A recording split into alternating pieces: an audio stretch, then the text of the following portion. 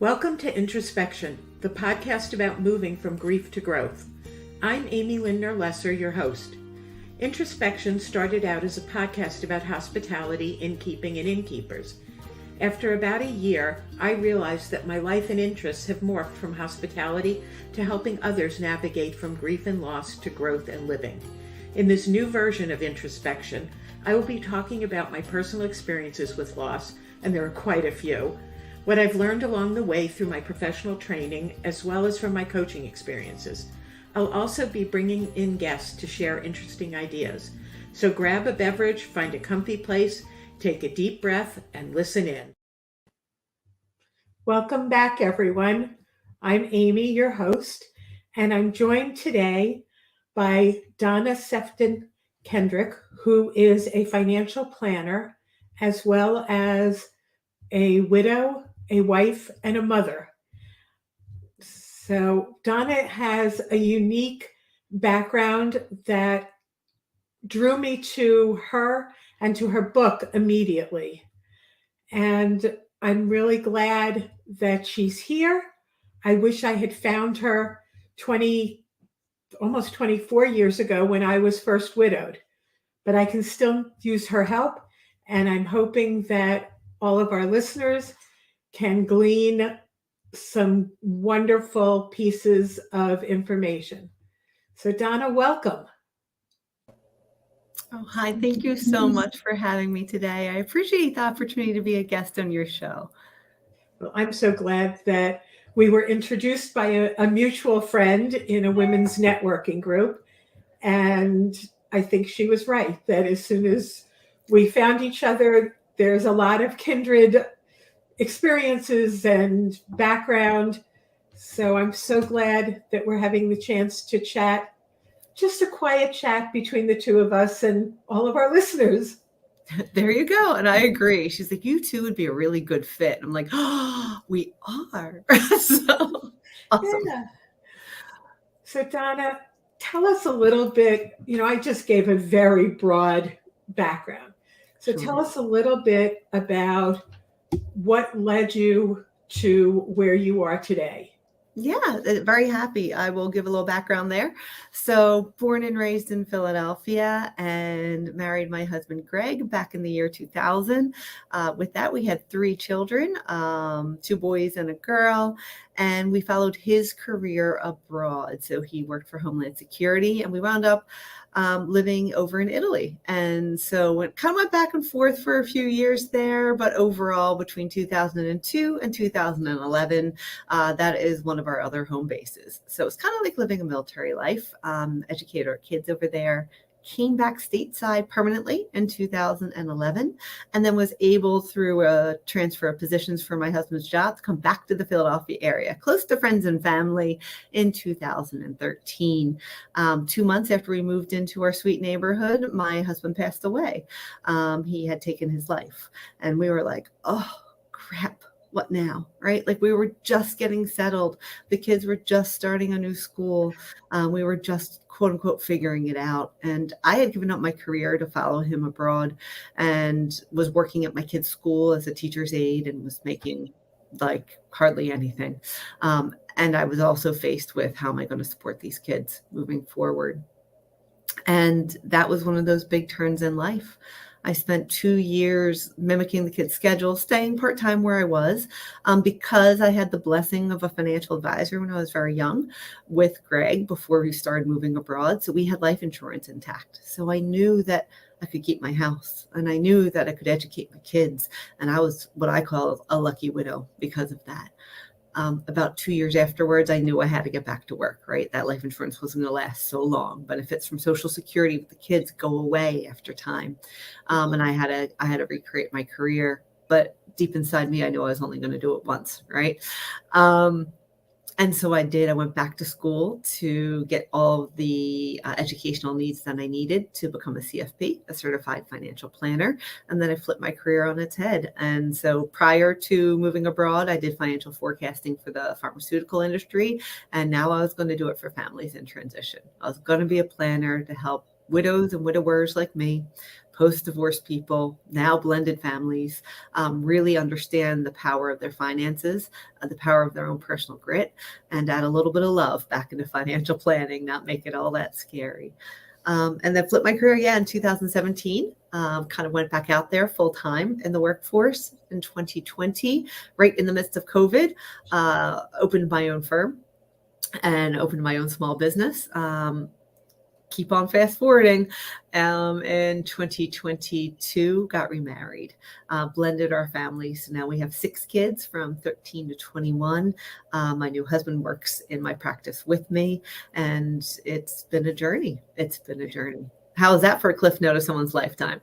That it's an amazing story of strength and perseverance and just possibilities. I think it really makes me feel that no matter what life throws at you, you can survive, you can thrive, and it's a matter of choosing to do that. I mean, I know I finished your book just a week or so ago. I was like, oh, I have to finish it. And, your experiences, while different from mine, were similar.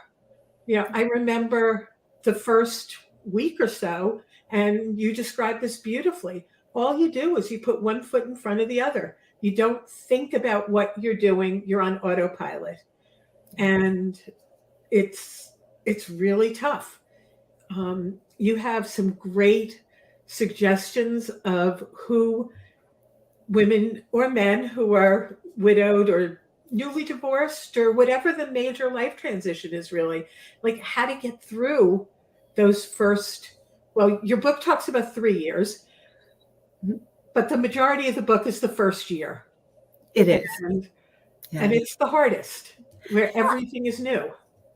Agreed. And so the name of the book is A Guide to Widowhood, Navigating the First 3 Years with Your Heart, Soul, and Finances Intact, I say. Now, the finance part is, well, hey, that's what I do for work. But really, the first few chapters are about the journey, right? And about that journey of numbness that you talk about. And when you are faced with these giant decisions for your finances that you have to make, when you're walking in that fog a little bit, and sharing my experience, as well as the experience of other widows I've worked with, of how to do it step by step, right? Some things you have to do, some things you don't have to do right now. Some people can help you along the way, and some people you can politely say no thank you. I think there's parts of the book that tell you the polite ways of saying, you're so sweet, but no thank you. Like I'm all right, or I'm not okay, but I'll be better on my own. Those are some of those tips I actually wrote the book as a result of COVID in 2020, because I realized that there were so many people that just didn't get the good advice, especially during COVID, because we were all like, people lost their spouses with no resources. And I needed to get it in the hands of people so that they knew the next step to take, right? Or that they don't have to listen to Uncle Bobby, right? There's other resources out there, and I tried to make it as approachable as possible. It's out on Audible now, so I digest my book, so I hope that's a good read. And a lot of the resources that are free that you can just download and take with you, like the 24-hour checklist, like someone just passed, like what do I need to do first, or how to navigate Social Security. One of the things that was so wonderful about the book is that as you read it, you've got the QR codes right in the book to download the forms. I'd never seen anything else like it. Yeah. Blessings to my little guru. She's like, how about QR codes? I'm like, what's that? It was great. And for many, I'm going to talk from the point of view of a widow, because I can't talk about what it's like to be a widower since I'm not a man. And I was always the person who did the finances. I could have used somebody holding my hand and saying, this is what you need to get. This is what you need to handle. I had done the Social Security. I think we went right before my husband passed, because we knew it was imminent. Okay. And we're looking at like disability and what other options there were.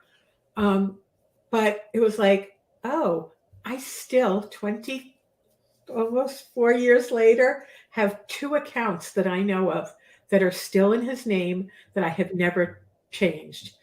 And it's my task before June to have them either cashed out completely or just changed over in names. You know, um, things that a normal, typical person would not think about. Um, you Well, I talked promise about, you, I'll be your accountability partner to make sure you get that done in June. Yeah, and a lot of it too is forgiveness, right? Like things will fall to the wayside. You yeah, will bump into keys that you don't know what door they belong to, right? You will bump into, oh my God, there's a safe deposit box. What did we have in that? Because we were living our lives before we lost our spouses. And right. we still have to keep living them, but the rules changed. So I agree to what you're saying is, yeah, there's still some stragglers out there, right? And the book is a good reminder of no matter what stage of life we're in, to kind of get control of our financial house, or even to have that transparency in conversations with the people we love. I think I became more forthcoming with my finances and where my personal documents were, what was important for my kids as a value system if I wasn't there the weeks after we lost Greg. Because all of a sudden I felt like, oh my God, anything could happen to me, right? And then where are these kids going to be? And so my cold British, very private self turned into, hi, we're going to go to the estate document attorney. You're going to be the executor and guardian of my kids. And this is what's going to happen. And thank God I had a good best friend that I put in charge of that, who was like, okay, game on. But sometimes it's not that easy. Sometimes that decision is a struggle and you have to make it quickly. And sometimes, women have allowed their husbands to take control of all of the finances. I have another dear friend whose husband passed away, and she was completely paralyzed when it came time for open enrollment for Medicare. She said, he always did that. I don't know how to pick a health insurance. So we worked through it, and I helped her analyze what her needs were and what she had to do. Yeah. I have another woman who said to me, I don't know what I'm going to do. I don't know how to write a check. Yeah. And hear a lot of that. And, I that's another reason for the book, right? Like what is your net worth? What does it mean? There's a back portion of it, which is like a glossary. Like if someone says this word to you, if someone says RMD, and you don't know what it means, look it up. Like here it is, it's required minimum distribution. And I find myself talking in jargon and slang, but there's even some very common terms out there that if we're not the one that was handling the daily finances, like you, I handled the daily finances. So I kind of knew where things were. But if you didn't handle it and didn't have exposure to it, then you're really starting from scratch, right? Yeah. And you're embarrassed sometimes to say, I don't know what high yield means. Can someone tell me? And before the world of Google, right, and the internet, we had to go ask our best friends or that proverbial Uncle Bobby to tell us. Who knows if we were getting the right information? Even on the internet, we don't know if we're getting the right information. Right. Right? Like all of my kids write their papers where you and I think we're dating ourselves, might have gone to the library and listed our citations and used like the index card and the dot system. And now our kids are citing everything on the internet. They're not allowed to use Wikipedia. Like it's different, but it's no different for our widows and our widowers out there. Right. It's so true. And they're difficult conversations to have beforehand, which should be happening. I mean, we should be having these discussions not after our partner passes, but while we're living and we're healthy. I remember for me with my mother, when I was in my early 20s, she was like, I want you to look in this drawer. This is where this is. This is where that is. And my reaction was, I don't want to know. I don't want to deal with it because you're never going to die. And my kids are the same way. My kids are in their 30s and they don't want to think about it. Yeah. I have this thing called the personal document locator that I print out for my friends and everybody else. It's a resource in the book. If anybody wants it, I think it's go to the book website itself, widow-wisdom.com, and you can actually download the personal document locator there. So 4 or 5 pages, but it's all those important things. Like, where is the key to the safe deposit box, right? Where's the bank? which Yeah. bank has the safety deposit box? I like that one because I shared it because I go to Philadelphia Police and Fire, right? There's 8 locations, right? The kids know the one closest to my house, but the safe deposit box was at the one closest to the first house Greg and I bought together because Right. we were on a waiting list for safe deposit box. And my mother changed banks. So I found a safety deposit box key to a bank that she hadn't banked at in like 30 years. Yeah. She probably paid them for a lost key to get into the account, and that was it. Yeah, 100%. You are correct. And those are the things we bump into. When we lost my husband, we went into his nightstand to kind of clear it out. And there was a key ring. And to this day, there's probably 9 to 10 keys that I don't know where they belong. And Tim and I were close. And because we moved so often, like we kind of were streamlined. It's almost like every time we moved, you kind of streamlined the house and we knew where things were. Where were those keys? Like to this day, I'm like, what am I missing? Like, and I don't know. So imagine that on your finances. It's incredibly overwhelming when you're dealing with grief, when you lost your partner, whether you love them to death or whether you didn't. Then you're grieving the loss of a relationship that can never get better. Right. Like, it doesn't And the guilt for feeling however you felt. Yeah. Right. And you're dealing with all the different layers of it and the anger and the extended family who want to help. And the I think in the book, we have a list of the eager beavers, right? The people I will, if you haven't read the book again, you should, but I always have fun with my sister. Like I use my sister as almost like my emotional blockade. And she was fantastic at it. When people would be like, how do we help Donna? Like she had a list of things. Well, this is what Donna thinks that would be great and helpful. So they never really got to me. And I felt so, not because I didn't want to talk to them. I didn't want their hugs. It's because I just couldn't at that moment, right? I just needed to be close to my kids. I didn't know what to say either. I was a 40-year-old widow. Who wanted to be there?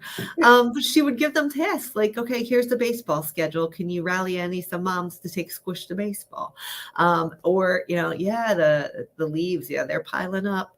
She could really use some help with that. Now, what they didn't know is that my late husband wouldn't have been doing the leaves. It was going to be me anyway. Like that was not his thing. That's all right. You had other things to do with your time, though. Yeah, that's true. That's true. I love the story of your sister having to be your mother's keeper at the memorial service. Do you want me to share that one? Please. Okay. So after Greg passed, he passed on a Saturday evening. We actually had his services at his church with the viewing and the mass afterwards. He was Catholic in the church he grew up the Tuesday morning after. Very quickly. Lots of discussions as to the why, but basically he was a government employee and they all had off for voting day. And I knew so many of his colleagues would have off and I didn't want them to have to miss a day of work to come to his funeral. Why I made that decision, but I did. So it was very raw for my mother and I was kind of British numb. She's the Polish side of my family and she is emotional and she is highly charged and she likes a little bit of drama in her life and she won't deny it. So I put my sister in charge of my mom during the viewing session where people come to pay their respects, to keep an eye on her and make sure that she didn't really get myself or the kids upset. And my sister was up for the task. Am I saying this rightly? It's different in the book, but my mom, let's just say, got away from her. And so you ever feel like, Amy, like someone's just staring at you, right? Like I had that weird feeling while I'm the eyes are on you. Yeah, like when I'm standing in the middle of the receiving line, I guess you call it, the visitation line, like hugging people and my kids are standing next to me, but I felt like someone was staring at me. I turn around and there's my mother right behind me in the pew and like a little prayer chanting and crying. And I turn around, like just halt the entire visitation line. I find my sister at the back of the church. I'm like, yo, this one over here, how'd she get away? Like no class whatsoever. It was my sister really, and you heard echo through a very silent church during the visitation. Oh shit, how'd she get there? Running past. To this day, I'm thankful for the story. To this day, I'm thankful that the people in the church witnessed it because they probably themselves didn't know what to say.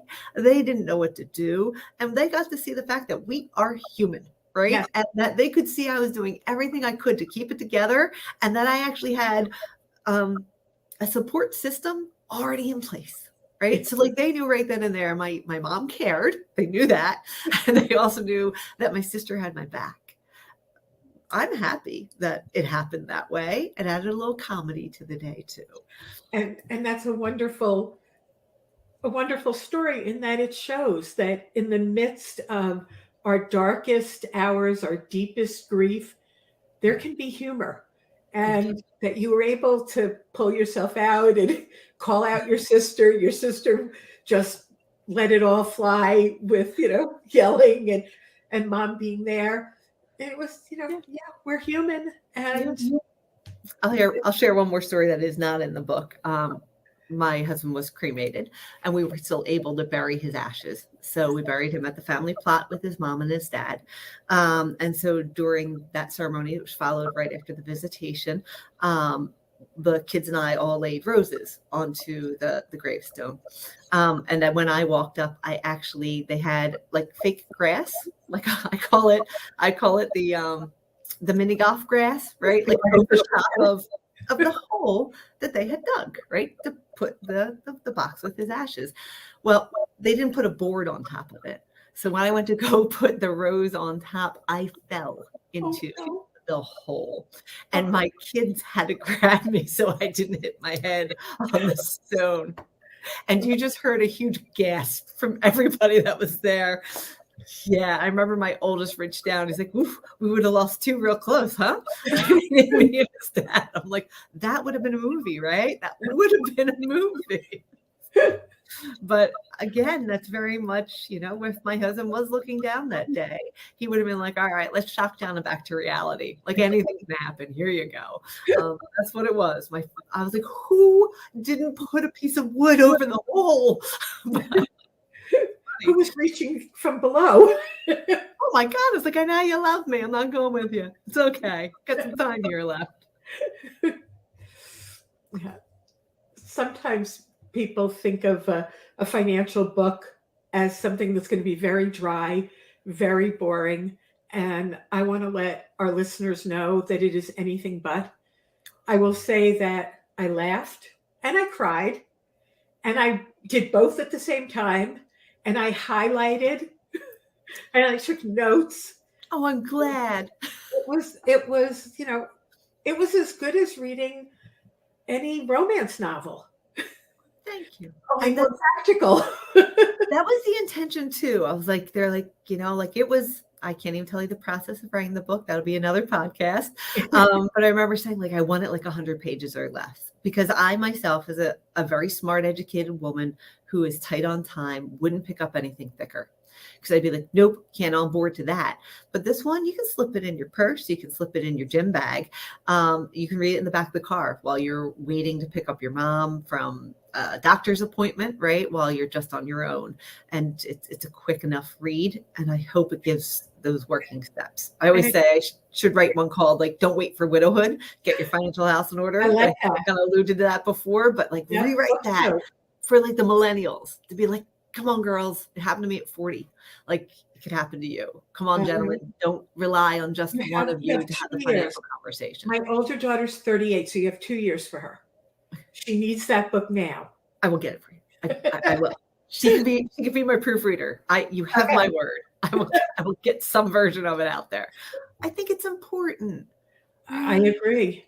Financial literacy is something that schools did when my mother was in school. They stopped when I was in school, and then the next generation stopped. They didn't even have any kind of home ec or anything like that. So kids in general don't have financial literacy skills. I know of a woman who thought that just because she had checks meant she had money. She didn't realize that the bank had to have money put into the account. Yeah. You have a credit card or a debit card. A debit card at least stops when you have no more money in the account. The credit card doesn't. And, I would say society is living off of their credit cards.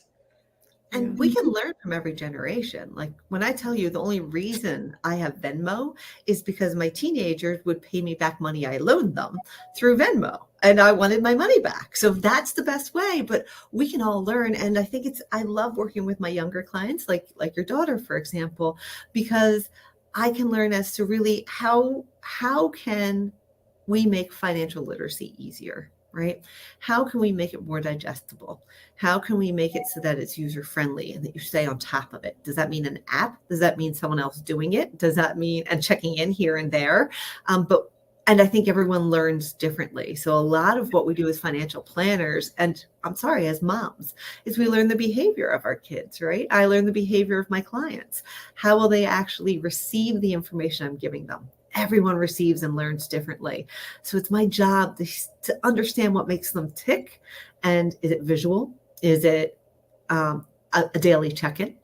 Is it leaving them be because they don't want to feel mommied? By the way, if you don't want to feel mommied, I'm not the place to go. So those are those feelings that we have. And I think I learned a lot of those skills, truthfully, trying to make sure my kids were okay after my husband's loss, of really watching their behaviors, of really watching how my mood and energy impacted them. And I can say writing the book really helped them because there's stories in that book that they never knew, right? I think that's a good segue into the next question, which was what was their reaction to the book?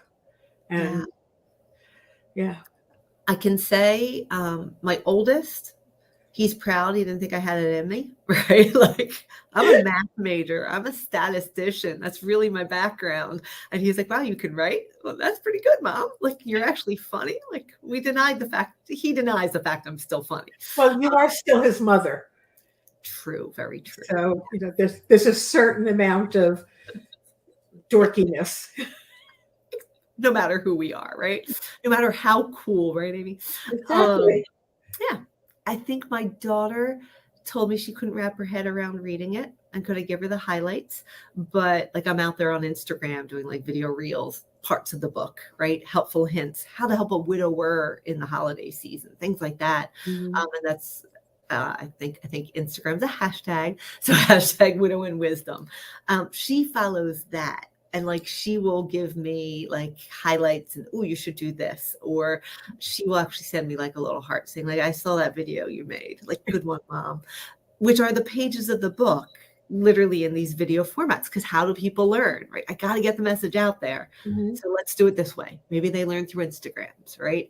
Okay. So in that capacity, my daughter has learned the story. My daughter has learned a lot without sitting and reading the book. My youngest son, Squish, I don't even know if he realizes I did it, except for like, which cover do you like? Like he's just off on his merry way. And that is age specific and loss specific. So I'll let him have that. I'll let him have it. And he still has time. How old is he now? 18. He just turned 18. Okay. Yeah. So 18-year-olds have lots of other things that they're thinking about. Like I said, age specific and loss specific. If we do think about it, he's lived more of his life without his father than with his father. Yep. And he's known my new husband, even though we've only been married since June, he's been in our life in some capacity since 2014, like as a friend and as a neighbor, as a friend of a neighbor, like he has been in our lives. So he's known him longer. So I think the impact of the book and the takeaway would be much different. And I think as he learns to manage his money, because he just started earning, even the lessons of the book will become more impactful. Yeah. Definitely. Like if he realizes when I teach him how to budget that it's coming from the pages of a widow's guide, he'll be mortified, but I'm doing it. Doing it. It's the same for a widow as it is for an 18-year-old.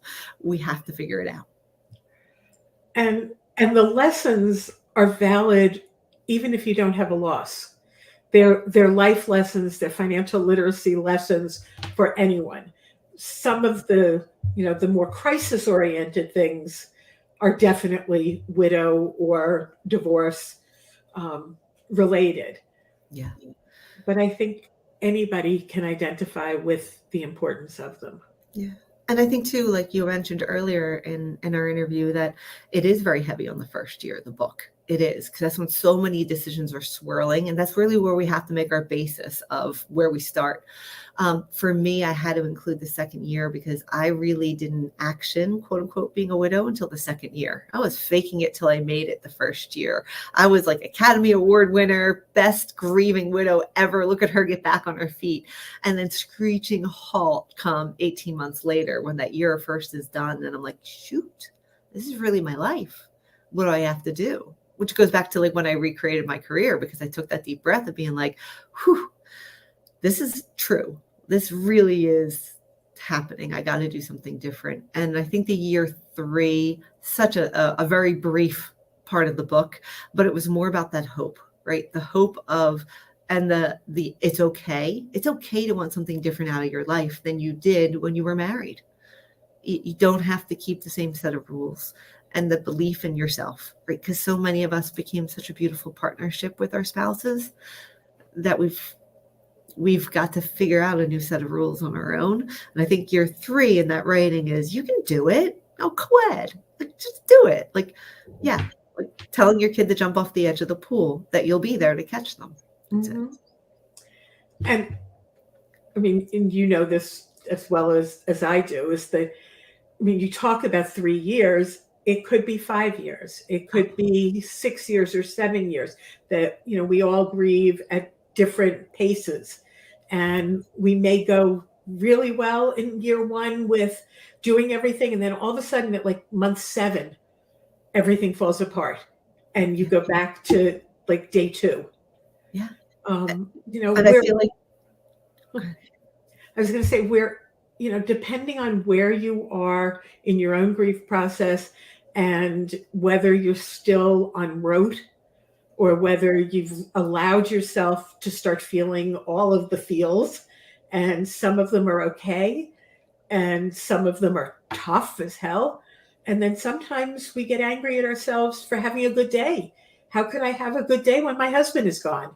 Oh, the guilt. Oh, the guilt of living life and being happy. Oh. Yeah. Yeah.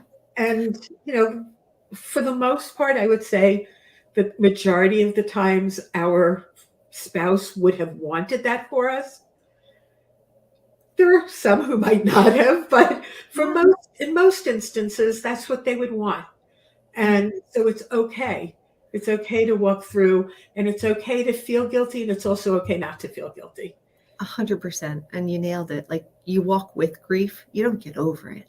And whether for myself at 40, I'm happy and thrilled that I had the opportunity to love again. And it's a whole different love. It feels completely different. And that was something I had to learn, right? That it's not just going to feel like the first one. Like, it's going to be different.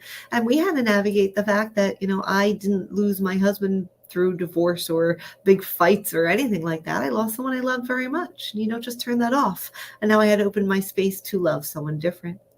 And to your point too about the timeline, we still, I'm sure you're 20 plus years out, you bump into things, right? And it's, what do we do when we bump into it, right? Like when you smell that cologne, right? When you see someone that looks just like them, right? Like, you're, wow, I wonder if he would have aged that way.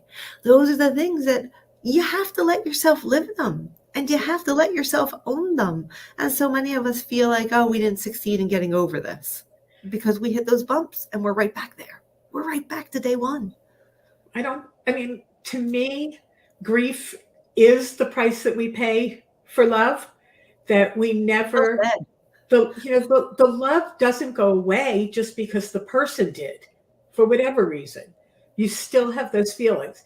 And at the same time, you might be angry, and you might be, you know, might be angry at them. You might be angry at God or the universe or whatever larger thing you believe in. But you still love the person.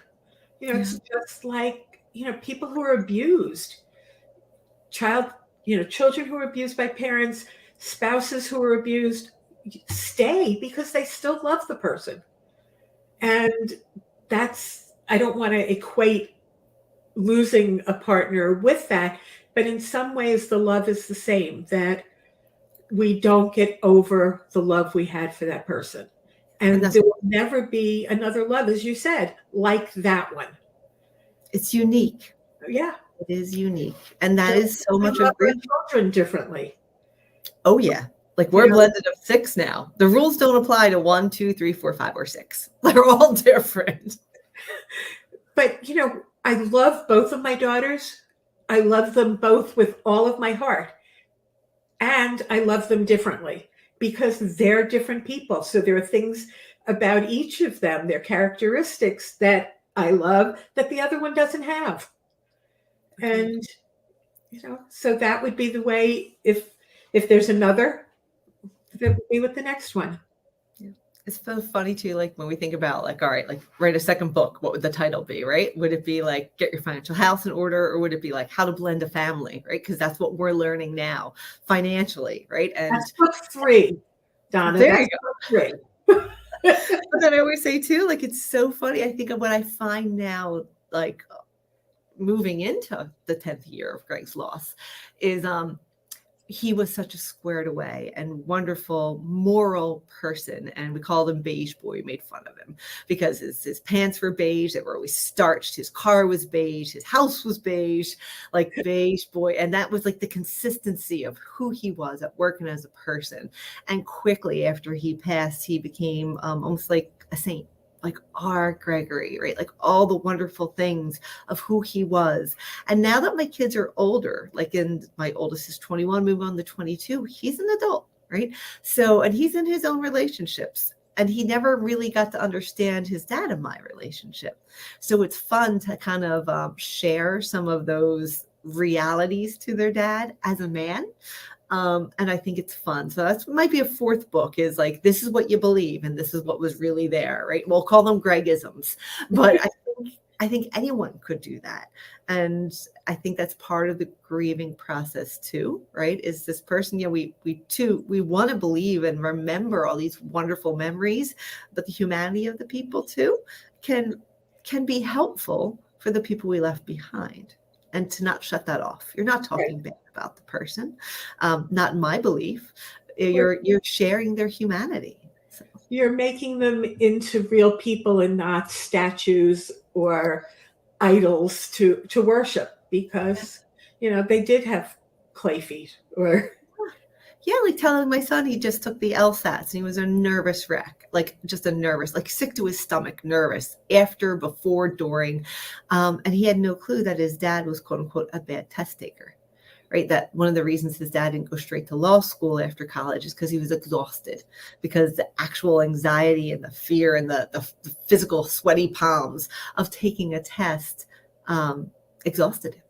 So was to have that conversation of it's okay. And he was so successful in his career. I hope my son walked with that. Like, oh yeah, daddy was like that. And he looked at his dad as a wonderfully successful person in his career. So I share that. And it's also good that he didn't know until after, so that he didn't freak and expect that of himself. Very good point. Yeah, very good point. So I'm curious, with the new blended family and now a blended business. Yes. How is that working? How have you figured out how to do it? Okay, so 2 things I can say about that is I had to work a little bit on me, right? Because I became very dependent on me over the last 10 years. There's a joke I've shared on another podcast, is like the kids would give me a hard time, like making a decision on the way to school or sports practice. And I would stand in the front of the house and be like, okay, let's take a vote here. Who thinks we should do this? And only adults can make the vote. Okay, I win. And I would go, like there was no one else to tell me I was wrong or it wasn't going to go my way. Well, now I'm in a blended family, right? So not only are my kids older, right? And Jim's kids, that's my new husband, are teenagers too. They have their little voice, but now I'm sharing parenting, financial, business decisions with someone else. And I haven't had to play in that sandbox for 10 years. So learning curve there. And 2, Greg and I were polar opposites, and that's why we worked.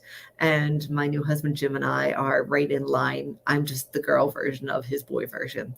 So it's funny to see the way we make decisions together versus the way Greg and I did. That has been fun that has been refreshing. And that has been a learning curve, right? Because there's no one to tell us to look at the other side. We're both like, yeah, go, let's do it. Life's short. Like, yeah, you can't make every decision that way. Yeah. So it's been a learning curve. I think you go back to, I can also say it's refreshing to be in an adult relationship after having the experience of a marriage already.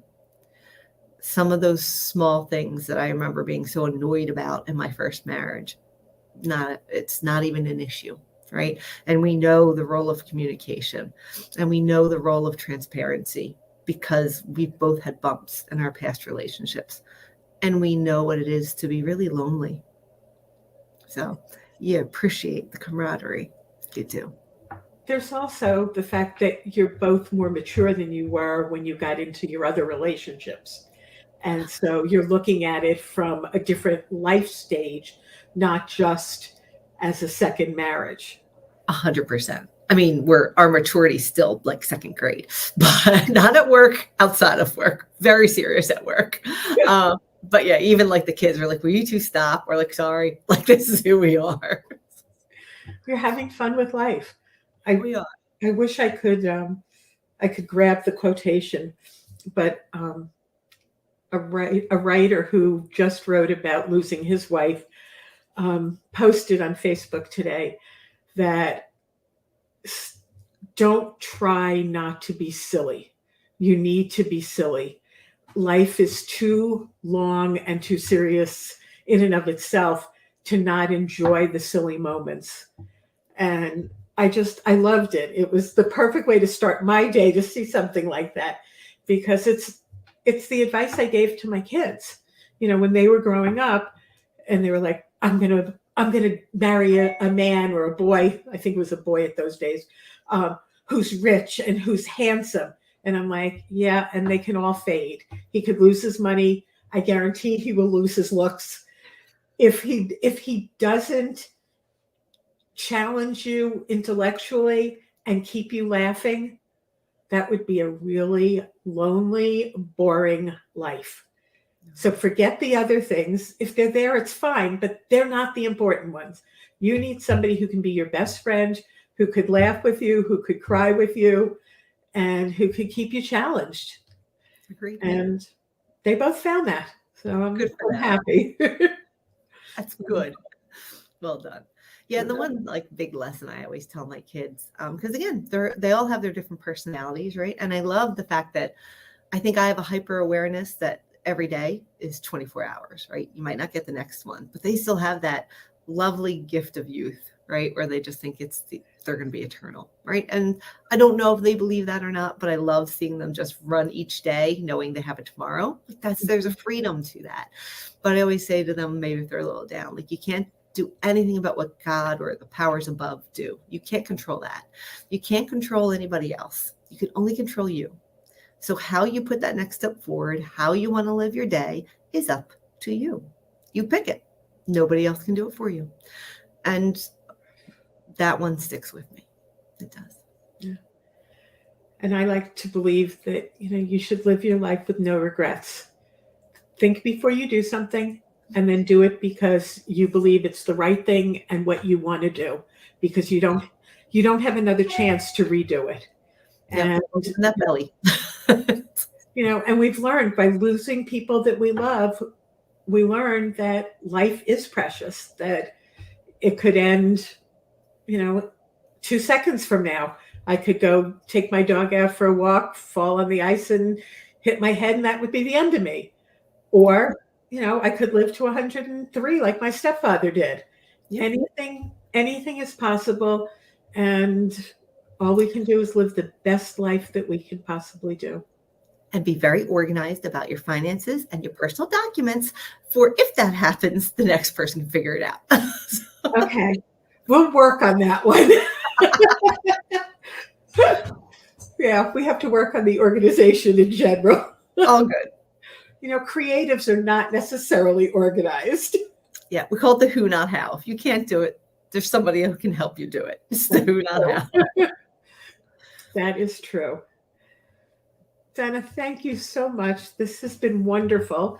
And if our listeners want to find you, how can they do that? What's the best way to contact you? Yeah, the best way, you can go onto the website for the book, which is www.widow- like the hyphen dash widow widow-wisdom.com. And then all of our contact information is in there with our email address. It's donna@widow-wisdom.com or hello@widow-wisdom.com. And we also have a podcast too, which is Widow, Wisdom, and Wealth. And that's a great combination of what I kind of talk about as a financial planner on a daily basis. My life with Jim, my life with Greg, our life with our kids, as well as the book itself, The Guide to Widowhood, kind of is a hybrid between all of those three things. That sounds great. And I look forward to book 2 coming out before my older daughter, Nina, hits 40. And book 3 would be a good one too. Okay, you keep me accountable. That's it. Right. Because, maybe let's see, if I give you a year to do the next book, and then we'll give you 2 to get the other one, I might have stepchildren to deal with. There we go. I like it. Yeah. Who knows? The future pull. Who knows? I did a class with one of my guests called The Soulmate Solution. And what I found was that I was my soulmate. Lovely. And so, I'm not feeling a need to find anybody. Isn't that a wonderful place to start? Isn't it wonderful? If I want to do something, I do it. Yeah. And I don't have to worry about finding anybody else to do it with me. Yep. Or to tell me, no, we can't spend our money that way.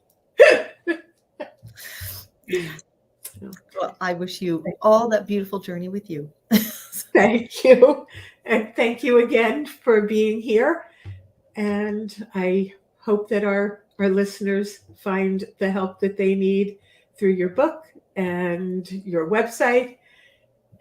And I look forward to more. Thank you so much for having me. And again, follow me on Instagram too, #widow and wisdom. And that's how my daughter absorbed the book. So it's in bits and pieces that way. Great. Thanks a lot, Donna. Thanks. Take care. If you liked what you heard on this podcast and want to hear more, please follow us and tell your friends. You can also find me on Facebook at Amy Lindner Lesser, Grief to Growth Life Coaching, and on LinkedIn at Amy Lindner Lesser. Thanks